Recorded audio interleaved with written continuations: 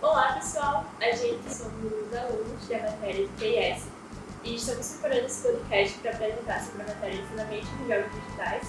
Eu me chamo Nathalie e esse é o meu amigo Lucas Matheus. Isso. E a gente está com o professor Charles aqui para falar um pouco sobre a matéria. O motivo da gente ter escolhido essa matéria, Fundamentos de Jogos Digitais, é porque, na minha parte, é porque eu sou um jogador, então eu tenho interesse em saber mais o que tem por trás do que eu estou jogando, o que tem ali, está formando tudo aquilo, por que me entretenho tanto. Esses são os motivos que eu escolhi essa matéria. Exato. E aí a gente está com o professor Charles aqui para ele falar exatamente um pouco sobre a metodologia dele e sobre como ele vê essa área. Pode se apresentar, professor. Bom, eu sou Charles Madeira, eu sou professor aqui no Instituto Metrópole Digital desde 2012, logo no iniciozinho que o Metrópole Digital foi concebido. E desde aquele momento, quando eu cheguei aqui no IMD, o nosso objetivo era desenvolver a área de jogos digitais, porque era uma área que ainda é muito incipiente na nossa região e que precisava fazer com que as pessoas percebessem o potencial dessas ferramentas, não somente para jogar para o entretenimento, mas jogar para desenvolver soluções em mais diversas áreas, tá? Porque os jogos são simuladores do mundo real. Então, o meu objetivo aqui é desenvolver soluções nesse sentido e formar pessoas para que possam ajudar a desenvolver esse potencial aqui na região também. Professor, como essa daqui é uma matéria de graduação, o que é que o senhor espera que o aluno chegue lá? Bom, a disciplina de Fundamentos de Jogos Digitais é uma disciplina introdutória dos jogos. Certo? A gente tem várias, quando a gente criou o PES, né, de jogos, o Programa de Estudos Secundários, a gente pensou em várias disciplinas para que a gente visse todo o contexto de jogos como um todo. E a gente colocou o PES como sendo de produção de jogos digitais. O que é um produtor de jogos? É aquela pessoa que tem um conhecimento de jogos como um todo. Tá? É um guarda-chuva, que ele conhece as diversas partes, né, do processo de concepção e desenvolvimento de jogos, mas que ele não é especialista em cada área. Até porque a área de jogos é uma área interdisciplinar, que envolve pessoas das mais diversas áreas. E é por isso que a gente, desde o início, a gente fez uma parceria com vários departamentos da UFRN.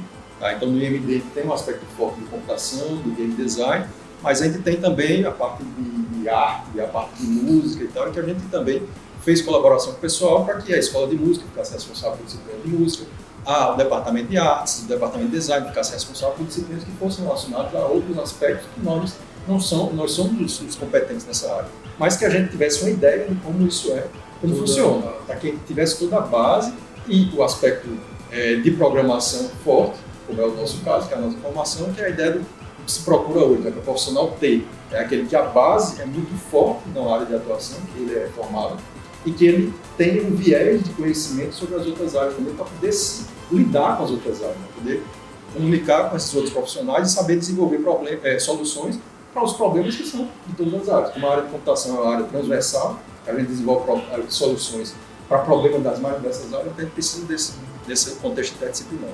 Uma coisa que eu vi nos seus slides e me chamou muita atenção é a parte de recompensas que o jogador acaba tendo e como se ensinou isso para os seus alunos, como eles fariam isso nos jogos dele, além de você ter colocado sobre a teoria do fluxo. Isso que eu achei muito interessante. Que isso vem da psicologia.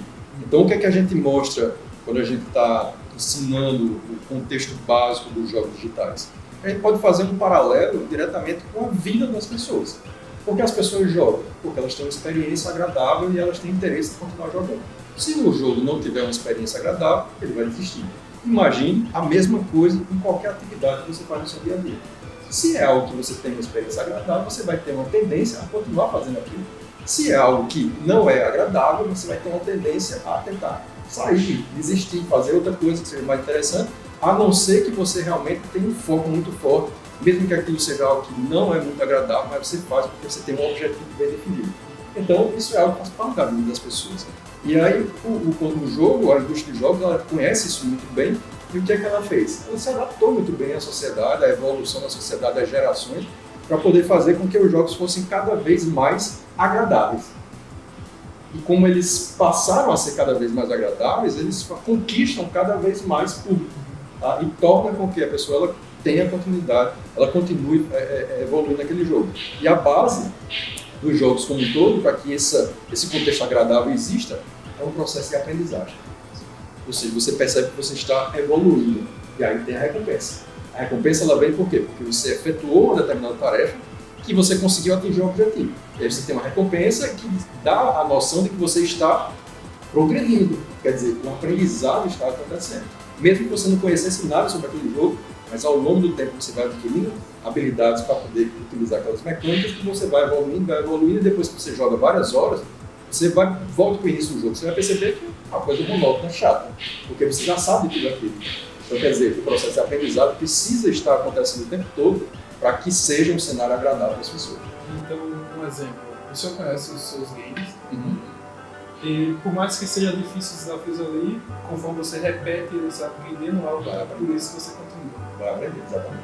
E aí você se sente desafiado, e aí você tem o que a gente chama de frustração agradável, que é aquela que, eita, quase consegui, mas não consegui. Mas se eu tentar mais um pouquinho, se eu me esforçar mais um pouquinho, eu consigo. Então, quer dizer, sempre tem esse lado, é uma escadinha que vai acontecendo, certo? Como a teoria do fluxo ela mostra, que você tem, certo, as habilidades que as pessoas têm e a dificuldade daquela tarefa que ela está executando. Isso independente de ser um jogo. A indústria de jogos usa isso muito bem.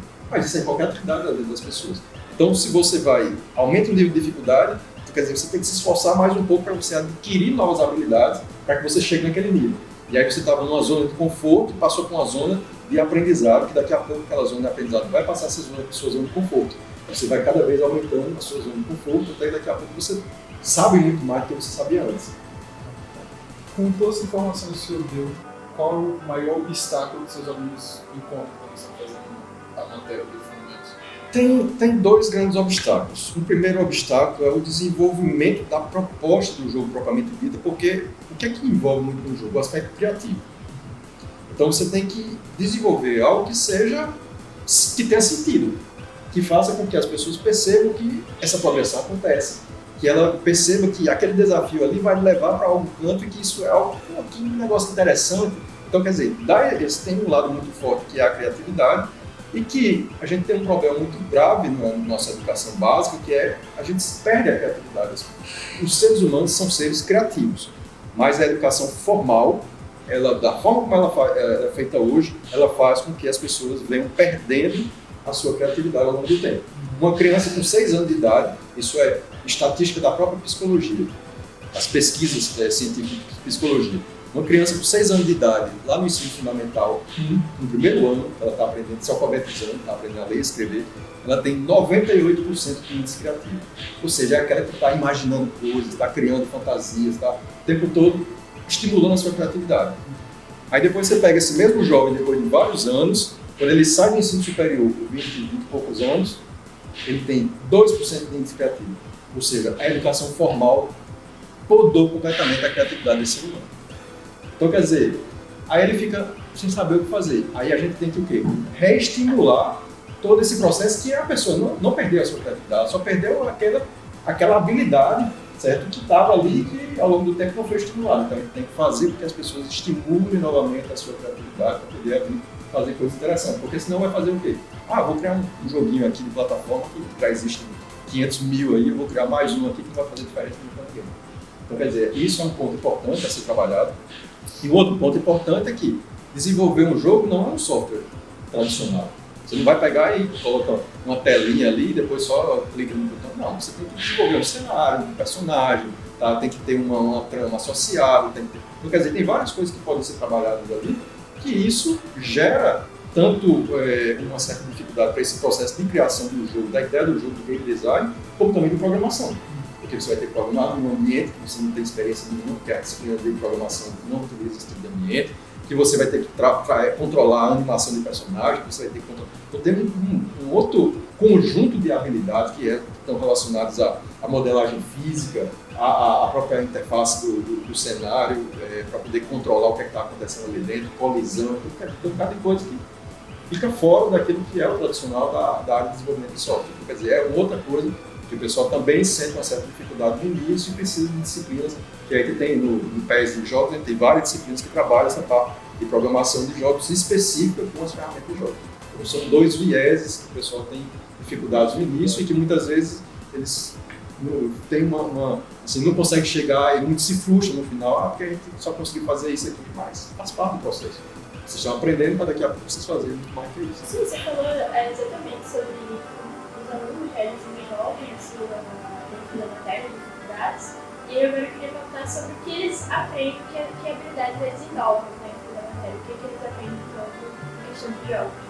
Bom, um elemento bastante importante que eles trabalham na disciplina é o aspecto da colaboração, que a gente tem projetos em equipe. Então, isso, não somente nessa disciplina, tem várias disciplinas do Bacharelado de Tecnologia de Informação que são projetos em equipe, em grupo, e que isso é um aspecto realmente muito importante para poder, quando sair o profissional formado, ele tenha uma boa bagagem para o mundo do trabalho. Porque hoje não se desenvolve mais uma coisa sozinho, se desenvolve em equipe. E no aspecto do desenvolvimento de jogos, principalmente, porque a gente tem, como essa área interdisciplinar e tem vários aspectos, a parte artística, a parte de game design, a parte de programação e tal, tem que haver uma colaboração muito forte, porque senão um faz uma coisa e depois quando vai, aí não integra, aí muitos, por exemplo, chega no final do projeto, não tenho nada para apresentar. Por quê? Porque ficou cada um trabalhando no seu lado, aí quando vai integrar não consegue, porque são coisas que são diversas e, então, quer dizer, isso é um processo importante, estimular esse lado de apresentar as ideias, por exemplo, no próprio documento de game design, quando eles começam a desenvolver, aí a gente, olha, tem que detalhar o máximo possível para que você, a etapa seguinte, quando você for realmente fazer a parte de tangibilização, de tornar as coisas reais, a partir daquele planejamento que você fez, você tenha detalhes suficientes para poder fazer isso, porque senão é somente na hora da programação que você vai pensar, esse personagem aqui ele tem que fazer o quê? Ele tem que pular aqui, ele tem que fazer isso aqui. Não, isso é um processo, uma etapa que tem que ser feita lá no game design.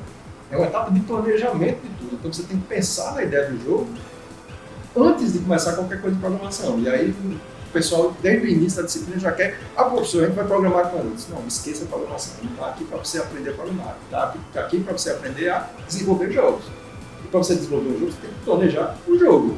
E não só programar uma coisa para você desenvolver o jogo. E aí a gente percebe que, mesmo martelando isso durante um bom tempo na disciplina, eles chegam na parte de game design e quando entrega o documento de game design, tem, o meu personagem aqui, ele é pequenininho e tal, e vai ter dentro do jogo. Aí diz, sim, mas eu vou programar agora seu personagem. Ele é pequenininho e está dentro do jogo. O que ele faz? Não tenho a mínima ideia. Como é esse personagem? Como é que é a animação dele? Que tipo de característica ele tem? O personagem ele tem um aspecto físico, ele tem um aspecto sociológico, ele tem um aspecto psicológico. Você tem, por exemplo, imagina um Mario. Todo mundo conhece o Mario, é legal, né? Então, fisicamente, ele parece um personagem legal. Mas ele pode ser psicologicamente um psicopata.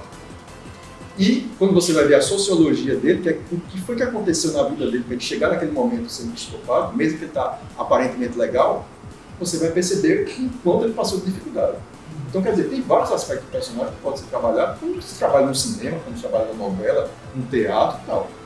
Então, precisa detalhar essas coisas para que você venha dentro do jogo utilizar isso de uma maneira satisfatória, que sabe como é que o personagem ele vai lidar, o que é que ele vai, desde por exemplo, se é um jogo que tem fases, desde a fase do ponto inicial, onde começa uma determinada fase, até chegar no objetivo. O que é que o personagem vai fazer a cada momento?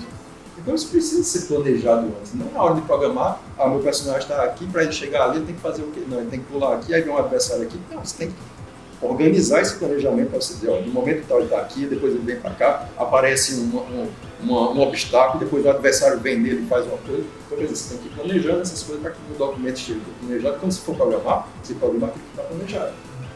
Mas a grande número dos alunos não vê que essa questão de detalhar essas informações é importante. Principalmente quando vai programar, não sei o que fazer aqui, porque a gente não está planejando. Então, quer dizer, é um processo que acontece sempre, de forma frequente, e a gente está o tempo todo dizendo, olha, é preciso fazer isso, e ao longo do tempo eles vão evoluindo. Tanto que nessa disciplina de fundamentos, o que é que a gente faz? A gente tem uma primeira unidade que é mais trazer esse conteúdo todo para que eles se integrem da área, e as outras unidades trabalham em cima de 2 projetos. Então tem um projeto na segunda unidade e tem um projeto na terceira unidade, que é repetir todo o processo que foi feito na segunda unidade, para que a gente fazer melhorias exatamente naquilo que foi feito antes. E aí eles perceberem, realmente teve isso que não deu certo, isso que não deu certo, isso aqui que faltando, agora a gente vai melhorar para fazer novamente. Aí até muitos perguntam, professor, mas não seria interessante a gente continuar o projeto da segunda unidade, porque a gente vai melhorar o jogo que a gente estava fazendo? Não, mas o que eu quero aqui não é que vocês façam um jogo maravilhoso, eu quero que vocês façam um jogo simples, mas que vocês percebam todo o processo que acontece no processo de desenvolvimento do jogo, que vocês venham repetir para melhorar aquele processo que vocês colocaram em prática antes. Aí vocês vão ter várias outras disciplinas no PES de jogos para fazer essas evoluções. Tem a disciplina de motores, que vai trabalhar muito o aspecto de programação, a de inteligência artificial, programação, a de redes vai ser programação, aí tem outra de mecânicas, balanceamento, vai trabalhar muito o aspecto de game design, tem uma de design de níveis, aí como projetar fase, então quer dizer, vai entrar em coisas bem mais específicas para melhorar aquilo que a gente viu em fundamentos de uma forma mais abrangente, mas que a gente viu o processo de desenvolvimento como um todo. Então isso é algo que a gente encontra bastante, o pessoal encontra bastante dificuldade também. Bom, eu vi também na sua matéria um vídeo sobre a história dos jogos, que eu achei muito interessante, e que falava que também o mercado cresceu muito, essa parte da criatividade é muito difícil por isso, porque tem muitas indústrias indie hoje em dia, e hoje em dia é um pouco mais fácil do que antes fazer jogos. Então tem vários jogos nascendo a todo momento, e vários morrendo a todo momento também. Aí eu queria saber quais mais materiais o senhor costuma utilizar na sua aula. Essa questão de ser mais fácil, não é nem um pouco mais fácil para desenvolver jogos hoje, é extremamente mais fácil do que era antigamente. Tá? Quando eu comecei a trabalhar com jogos no mestrado, há 2 décadas atrás, eu tinha que programar com baixo nível. Então era C++, muitas vezes tinha que programar em assembly, porque tinha parte lá que a gente não conseguia fazer com que a interface gráfica fluísse de uma forma satisfatória. Quer dizer, era um processo muito trabalhoso que você não conseguia chegar nem perto do que tem atualmente. Hoje você tem ferramentas fantásticas que deixa ali. Hoje a gente desenvolve jogos com crianças de 6 anos de idade. Tá? Você pega um bloco e monta o negócio lá e daqui a pouco tem um jogo funcional. Claro que não vai ser um jogo maravilhoso, mas vai ser alguns jogos simples que podem ser desenvolvidos. Então, assim, ferramentas que a gente utiliza na disciplina tem um aspecto realmente de desenvolver um documento de game design. Tá? O game design é um aspecto fundamental. Então, isso aí é algo que a gente estimula bastante. E que dentro desse aspecto de game design tem todo um conhecimento que a gente traz na fase inicial da disciplina, que é esse aspecto de como é que a pessoa precisa para jogar, o que é que interessa a ela. Então, trazer esse aspecto mais do lado emocional, que isso é fundamental. Porque, por exemplo, os jogos para educação são estereotipados como jogos chatos. Porque a gente pega um livro e coloca dentro do jogo, e quer que todo mundo tenha uma experiência agradável. A experiência não é agradável, ou seja, vai ser um jogo chato, que ninguém vai ter interesse em jogar. Então você precisa fazer o quê? Porque você trabalha muito o aspecto emocional, para a pessoa ter essa experiência agradável dentro. Você pode trazer um livro e colocar coisa de um livro dentro? Pode, mas você tem que casar isso com algo que tenha um sentido, tá? Para que o jogador ele venha a se interessar por aquilo que está fazendo. Quando você vai ver os jogos para educação na sua grande maioria, se eu for perguntar quantos jogos para educação você tem um personagem que você pode configurar? Quase nenhum. Agora, veja quantos jogos que as crianças e os adolescentes eles começam a jogar, passam 1 hora só configurando o personagem, antes de começar a executar qualquer coisa do jogo. Pois é, então quer dizer, é um aspecto sim, importantíssimo, mas que a gente negligencia completamente. Aí você vai ver a nível de cenário, a nível de mecânica, são coisas extremamente simplérrimas, que você pega um jogo para entretenimento, é muito mais interessante. Então quer dizer, por que eu vou deixar de jogar um jogo para entretenimento para jogar um jogo para educação? Só vou jogar se o professor ele vier me obrigar. E quando ele exige isso, quando ele obriga, quer dizer, deixando de ser um jogo, porque o jogo é uma atividade voluntária. Se não é uma atividade voluntária, quer dizer, deixou aquele que era a base dele de ser um jogo. Tem um jogo bem interessante que eu vi nesse mesmo vídeo, que você tinha mandado, que era, eu acho, Grey Age, algo assim, que ele ficou muito famoso e eu não sabia disso. Ele chegou a vender mais do que Pokémon, foi na época. E foi um jogo desenvolvido por indie. São pessoas que não estão na indústria de jogos, sim. E aí sai coisas bastante criativas, né? Ou seja, são jogos que você consegue perceber um aspecto de originalidade muito interessante e que isso cativa as pessoas porque você não via ainda chama a atenção. Então isso, a gente vê vários exemplos de jogos de desenvolvedores indie que se transformaram realmente em coisas bastante baixadas pelas pessoas. Entrando agora no aspecto da pesquisa que o senhor vocês responderam, eles abordaram muito nas escolas em relação a diversos jogos que eles tiveram que implementar. E o que, assim, acho que o mais universal, né, seria o Super Mario Bros. E o GTA V. Ah, shit! Here E we go again. como você aborda essa diferença, né? Porque são jogos que eles têm um aspecto diferencial pelo que está acontecendo aqui no podcast. Então, como você trabalha com essa diversidade de interações com jogos entre os alunos? Assim, a gente faz alguns experimentos, por exemplo, a primeira atividade prática que a gente faz na disciplina de Fundamentos dos Jogos Digitais é uma atividade de engenharia reversa. Eu digo, olha, eu tenho aqui um jogo que, por exemplo, para esse semestre foi Counter-Strike. É um jogo de FPS em primeira pessoa, que milhões de pessoas no mundo já jogaram e continuam jogando. Aqui, eu tenho Counter-Strike e vocês agora vão fazer o quê? Baseado no Counter-Strike, a versão digital, vocês vão planejar uma versão simplificada de Counter-Strike manual, seja em tabuleiro, em cartas, de alguma forma.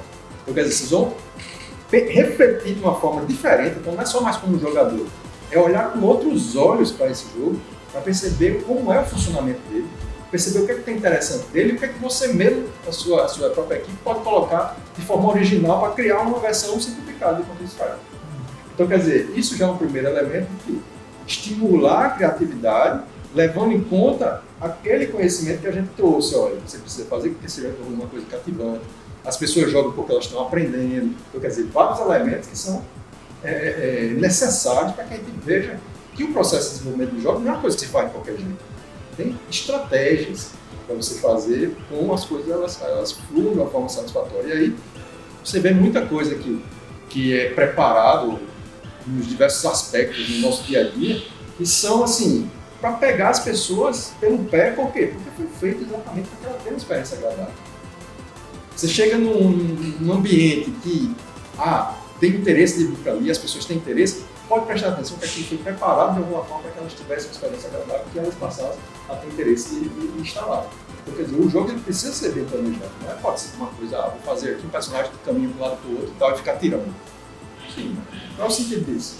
Você tem que dar algo para o jogador também. Exatamente. Ele tem que perceber que tem um sentido, ele tem que perceber que tem um certo desafio ali que estimula ele, tem alguma coisa ali que ele, por exemplo, é um jogador que é explorador, então você colocou uma surpresa ali que ele não estava esperando, apareceu. Aí, que coisa legal, vou explorar mais para saber se eu consigo encontrar outra coisa. Quer dizer, é algo que ao longo do tempo você vai chamando a atenção, e quanto mais você chama a atenção, mais ele está ali, daqui a pouco o tempo passou e ele nem percebeu. Porque ele estava imerso. Então, a imersão do jogador naquele ambiente é algo fundamental. É como, por exemplo, você pega um óculos de realidade virtual, você tem uma imersão num mundo diferente daquilo que você está aqui no mundo real. Você transporta a pessoa para um outro ambiente ali que ela esquece o passar das horas. Isso é algo que é bastante importante nesse processo de criação, e é que a gente começa a estimular desde o início, para depois eles irem desenvolvendo as suas próprias soluções. Outra coisa que os alunos me trouxeram foi sobre o mercado de trabalho.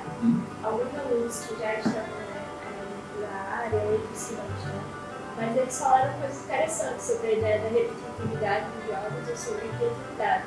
Então, para você, como professor dessa matéria, como você vê o mercado atual? Você vê ele de uma forma positiva? O que você mudaria nele? Como você abordaria isso nas suas aulas? Assim, a gente fala um pouco também, na disciplina de fundamentos, a gente fala um pouco sobre o mercado de jogos também, a gente mostra essa evolução tanto no mercado mundial como no mercado brasileiro, né? Então, o mercado mundial é uma coisa assim, é vertiginosa a evolução. Você pega a cifra de faturamento mundial de jogos, é uma coisa assim. Não tem pandemia, não tem nada que faça com que o negócio pare. A pandemia fez foi aumentar mais ainda, né? Então, assim, só que assim, no contexto brasileiro, a gente está muito aquém ainda do que é o mercado de jogos internacional. Porque a gente tem níveis de maturidade no mercado. Você pega, por exemplo, o mercado japonês, é aquele que está lá na ponta, tem um nível de maturidade muito alto, eles conseguem realmente ter uma visibilidade a nível internacional daquilo que eles fazem. Eles têm desenvolvedores de nível top, eles têm empresas que todo mundo conhece, Nintendo, quando ela vem, às vezes ela chega com uma coisa completamente, assim, sai do tradicional, tá? Traz coisas disruptivas. Tá? Quando vem, por exemplo, a Nintendo Wii, foi um negócio completamente disruptivo, tá? Ele traz essas coisas, ou seja, é um nível de maturidade lá na frente. Depois você vai ver outros mercados que estão bem evoluídos também, o mercado americano, o britânico, o canadense, que são níveis de evolução. Você tem clusters, tá? Montreal, Vancouver no Canadá, Londres lá no Reino Unido, nos Estados Unidos tem vários, na Califórnia, em Nova York. Então, quer dizer, você tem mercados que estão já bastante avançados também. Tem outros mercados que estão evoluindo rapidamente, e aí sim, por exemplo, a China.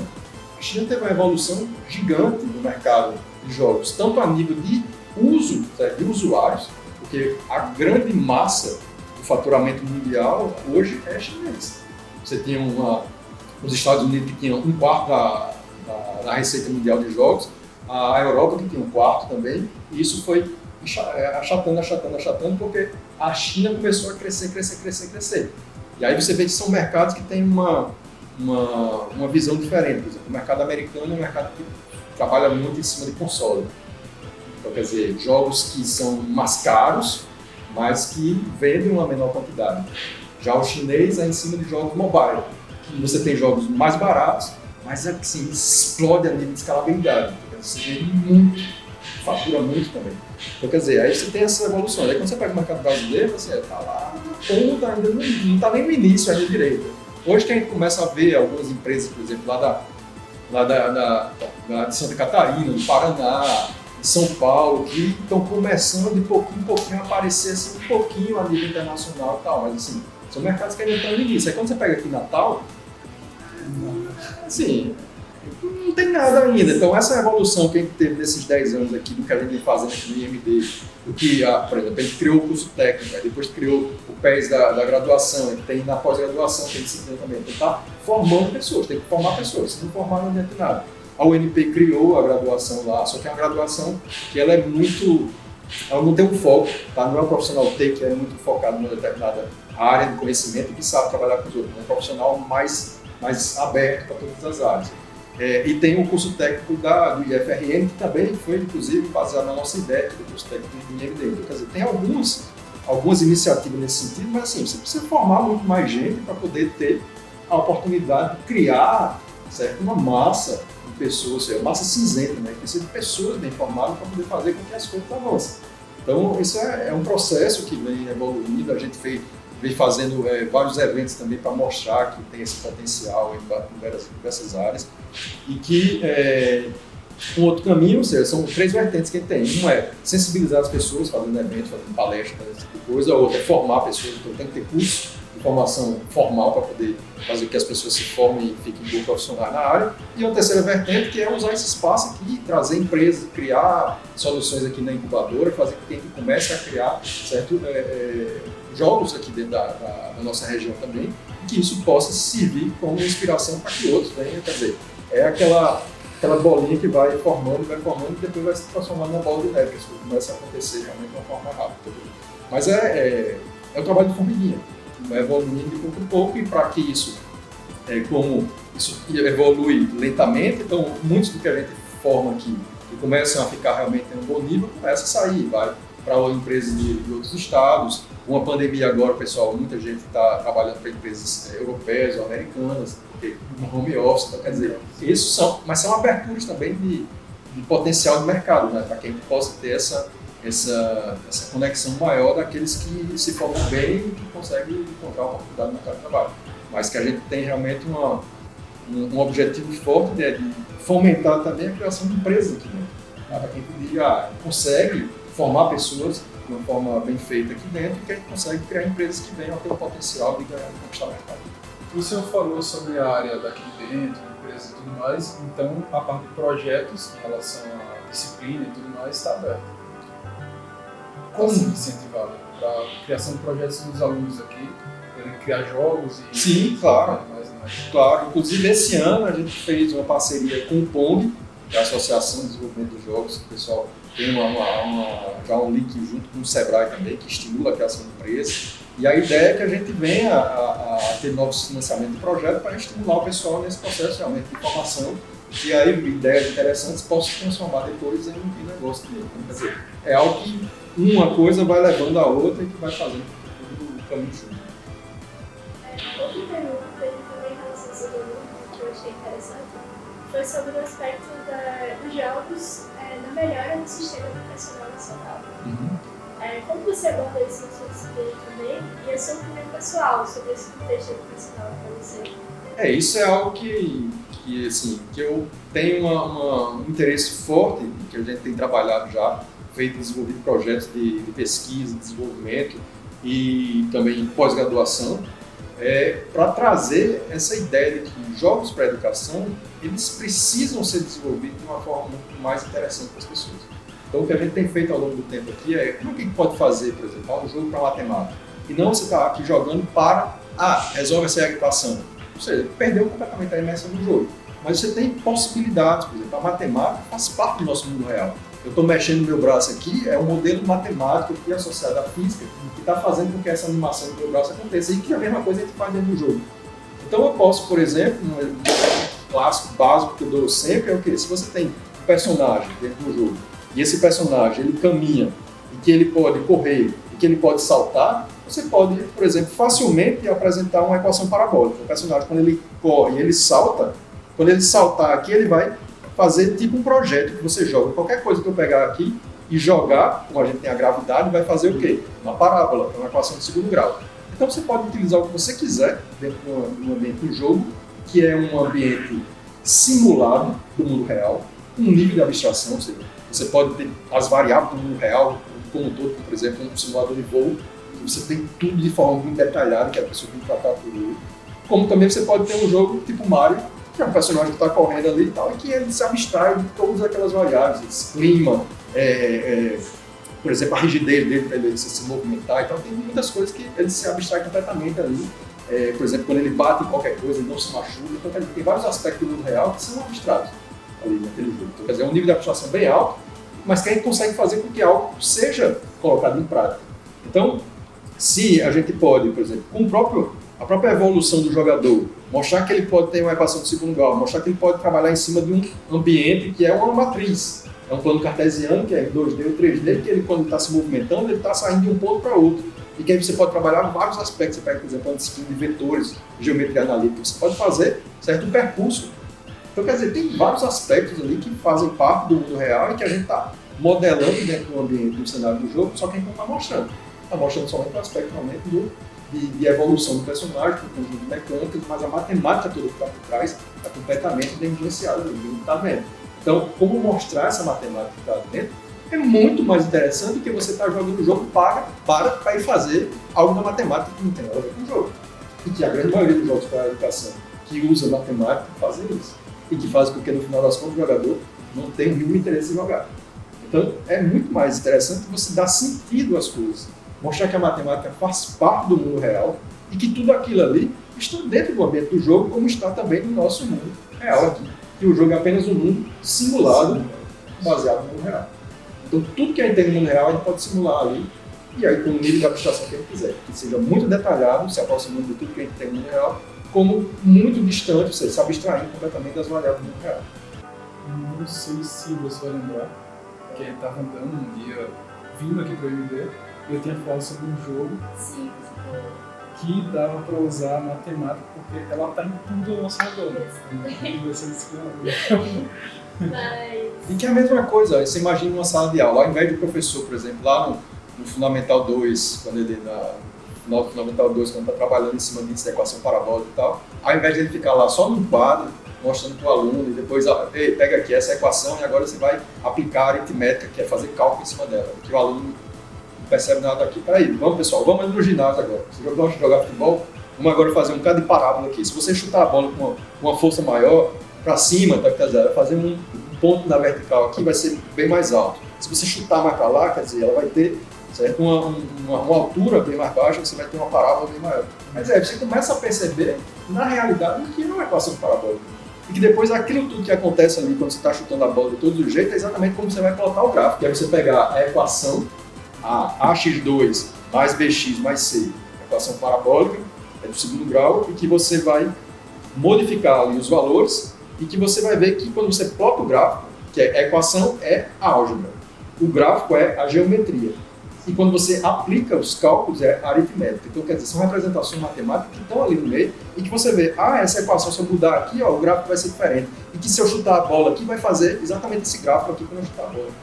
Então, quer dizer, você começa a perceber que isso aqui não é uma coisa do outro mundo, bicho de sete cabeças, que existe essa ideia, né? Matemática é um bicho de sete cabeças.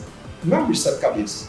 É uma representação do mundo real que está ali, só que ninguém faz essa relação. Então a matemática ela fica como um bicho de sete cabeças, porque não tem sentido nenhum. mas você podia pegar a beleza da matemática, que ela é bela, e mostrar isso para as pessoas, para fazer sentido para elas, dizer, olha, realmente, eu quero agora, eu gosto de jogar, eu quero agora pegar o meu personagem e programar ele aqui. Eu vou programar com matemática. Porque o que eu estou fazendo ali é matemática. E partindo para uma questão mais pessoal, antes de você abordar, a gente fez algumas perguntas para os alunos de como eles tiveram contato com jogos na infância. E foi muito legal as respostas, foram respostas poucas. Acho que um que me pegou muito foi um aluno que disse que aprendeu com o irmão. Mas para você, de onde surgiu essa vontade? Veio da infância, foi se adaptando a isso? Como funcionou? Quando bom, eu vou responder por dois sentidos. Você tem um lado que é como jogador, eu comecei a jogar na minha época realmente de infância, adolescência, que quando foi na época que estavam os primeiros consoles, Atari, eu joguei muito Atari e tal. Então, tem esse lado que você vai descobrindo coisas interessantes, né? Você tem desafios ali, então eu sempre gostei de desafios, e aí você vai buscando jogos que são mais difíceis e tal, e você vai evoluindo neles, quer dizer, é algo que motiva. A nível de desenvolvimento, eu só vim começar, como eu disse agora há pouco, eu só vim trabalhar nisso a partir do mestrado. Eu fiz a graduação em Ciência da Computação aqui, mas ninguém trabalhava com jogos aqui, era uma coisa que não era naquele momento, não era nada que no Brasil as pessoas estavam fazendo. Aí quando eu fui fazer o mestrado em Recife, lá no Centro Informático da UFPE, aí começou a se falar um pouco nisso, então eu evoluí no primeiro ano do mestrado, quando fui no segundo ano e despertei para esse lado. Teve a primeira disciplina de jogos, de desenvolvimento de jogos lá no curso, que foi uma das primeiras disciplinas do Brasil, lá no Centro Informático da UFPE, e isso no ano 2000, e que naquele momento ali eu ajudei de alguma forma também a fazer com que a disciplina fosse montada, então fui meu orientador de mestrado, então naquele momento eu comecei a desbravar. E aí foi quando eu disse, para programar a gente tem muito aqui código de baixo nível, então eu programei muito realmente em C++, e que a partir dali comecei a me interessar por vários outros aspectos do jogo. Foi ali que eu comecei a descobrir o contexto da inteligência artificial, e aí quando foi em 2012 eu fui embora para a Europa para fazer o doutorado na parte de inteligência artificial dos jogos, de como controlar jogos complexos, que inclusive hoje tem um projeto aqui de como desenvolver estratégias inteligentes para StarCraft, que é um dos jogos mais complexos. Então, como você fazer com que desenvolver técnicas automatizadas, um aprendizado de máquina, para fazer com que a estratégia ela venha a ser desenvolvida dentro do ambiente do jogo. Então, quer dizer, foi abrindo novas oportunidades, e quando eu voltei da Europa, cheguei aqui no IMD em 2012, eu fiquei assim, um pouco frustrado pelo fato de que a gente tem muitos alunos no BTI, mas que eles têm um nível muito aquém daquilo que seria esperado em matemática. E a gente precisa estimulá-los para isso. E aí foi quando comecei a trabalhar um pouco com esse aspecto focado na educação. E lá para cá, a gente vem desenvolvendo, a gente criou o curso de pós-graduação, porque a gente fazia projeto, e aí quando levava isso para a escola, porque a gente viu que a gente não consegue resolver o problema, depois de uma vida de dificuldade no ensino básico, na educação básica, um aluno chega no ensino superior e muitos desistem, né? Porque ele não consegue perceber que está capacitado para evoluir naquilo que a matemática aqui e a programação exige. Então ele diz, a gente não pode só resolver aqui, a gente tem que levar isso para as escolas também. Aí quando a gente começou a levar projeto para as escolas, a gente viu mais os professores ficam sem querer participar porque não entendem nada disso, então fica tudo com o pé atrás. Aí a gente tem que trazer os professores para formar também. Aí a gente criou um curso de pós-graduação aqui, que funciona bem hoje, que é de inovação em tecnologias educacionais, para trazer os professores das escolas para fazer formação com eles de tecnologias educacionais. Então, quer dizer, as coisas foram evoluindo, e aí a gente tem esse viés, né, por esse lado educacional também, mas assim, tentando ajudar a preencher as lacunas que a gente tem no ambiente da educação no nosso país hoje, que são enormes, né? Tem muitas lacunas na educação. Então, o senhor foi praticamente iniciou desbravando essa área aqui, em relação a tudo isso, porque, como o senhor falou, foi um dos primeiros cursos que teve lá, o senhor foi para a Europa em relação a tudo isso, voltou para cá, viu como estava a situação. Eu não vou dizer assim, foi um dos primeiros. Na época eu era orientando ainda. Teve os orientadores que foram aqueles que começaram a desenvolver naquela época. Então teve o primeiro evento, que foi o workshop de jogos, que aí teve o pessoal lá do sul, sudeste do Brasil. O meu orientador lá de Gêber Ramalho, lá da UFPE, também participou desse processo. Hoje a gente tem, já faz 20 anos que o evento está acontecendo. Inclusive, no ano passado, eu participei da coordenação geral, que a gente trouxe o SPG, o Simpósio Brasileiro de Jogos no Entretenimento Digital, que pela primeira vez a gente trouxe para Natal. Então, foi aqui na UFRN no final do ano passado, então quer dizer, a gente tenta também ajudar a comunidade como um todo, nesses 20 anos vai sendo formado. Mas tem pessoas que já têm já bem mais experientes, que naquela época já eram professores da universidade, que fizeram com que as coisas todas acontecessem, formando pessoas para... Quer dizer, eu sou um continuador daquilo que os outros também, outros mais experientes foram fazendo. Certo. Agora a gente vai entrar na FAQ, em relação aos alunos que não participam das aulas. Na verdade, eu acho que você respondeu muito bem algumas perguntas que já estão na FAQ, em relação ao trabalho, à introdução da matéria, mas a gente pode focar um pouco nessa questão aqui, acho que pode ser eficiente para a gente finalizar o podcast, que é perguntando se a disciplina ela é mais teórica ou mais prática, se ela tem provas escritas ou projetos, ela pode ser considerada introdutória e se alguém que nunca viu, né, joga, que nunca teve contato, se vale a pena entrar na matéria. A disciplina de fundamento de jogos digitais é uma disciplina introdutória. Então, quer dizer, é exatamente para os alunos que não têm conhecimento em desenvolvimento de jogos, para poder ter essa etapa inicial, né? Que faz um panorama do contexto de mercado, a gente faz um panorama do contexto de como as pessoas elas jogam, por que elas jogam, como é que a sociedade está evoluindo com os jogos. Então, quer dizer, ter esse lado, o aspecto emocional que é necessário ter no ambiente do jogo, traz um aspecto mais psicológico. E depois dessa etapa inicial, para que as pessoas tenham, os alunos tenham essa visão inicial mais abrangente, aí a gente tem um processo realmente de prática muito forte.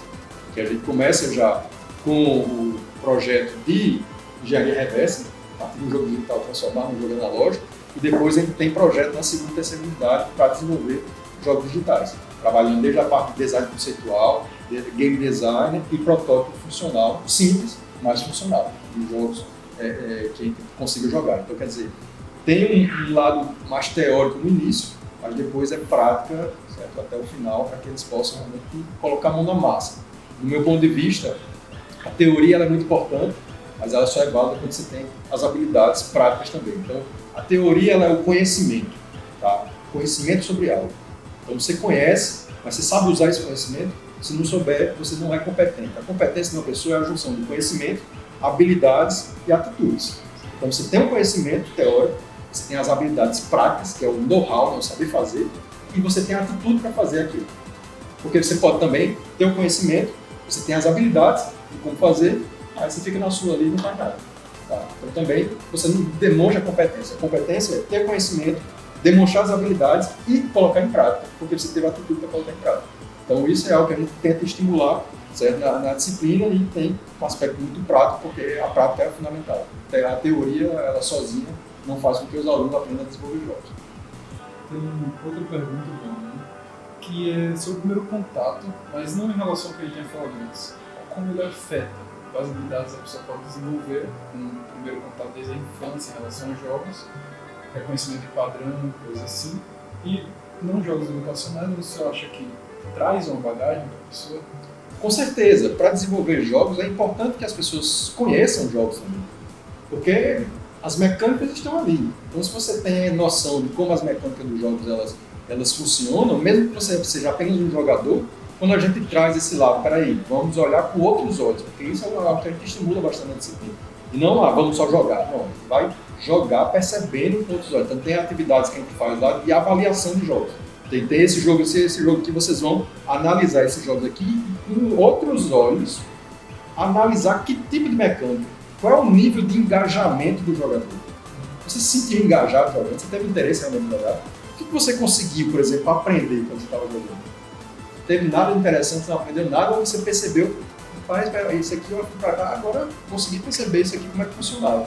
Então, quer dizer, são elementos importantes, né? Você avaliar o engajamento, você avaliar a aprendizagem e compreender como aquelas mecânicas foram colocadas em prática, certo? Em determinado ambiente, mesmo que seja um ambiente simplificado ou um ambiente complexo, para que a partir daí você se inspire e tenha as suas próprias ideias para desenvolver as suas próprias soluções.